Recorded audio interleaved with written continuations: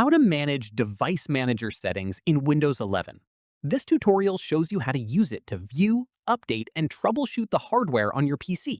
First, right-click on the Start button and select Device Manager from the menu. From there, you'll see a full list of every hardware category on your device. Click the arrow next to any category to expand it and see the individual devices inside. After that, if any device has a problem, you'll notice a yellow warning icon next to it. Right-click on it and select Update Driver to let Windows search for a fix automatically. At this point, if updating doesn't resolve the issue, right-click on the device again and select Uninstall Device. Then restart your PC and Windows will reinstall the driver fresh on boot. Following this, if you want to disable a device entirely, right-click on it and select Disable Device. This is useful for turning off hardware you're not using without uninstalling it completely.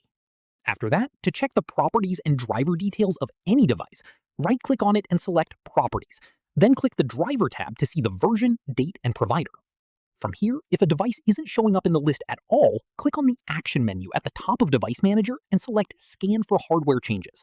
This forces Windows to detect any newly connected or missing devices.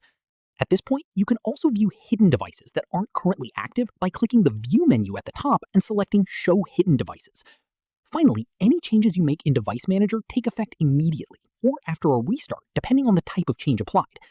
That's how you manage Device Manager settings in Windows 11. If this helped, give it a like, subscribe for more tutorials, and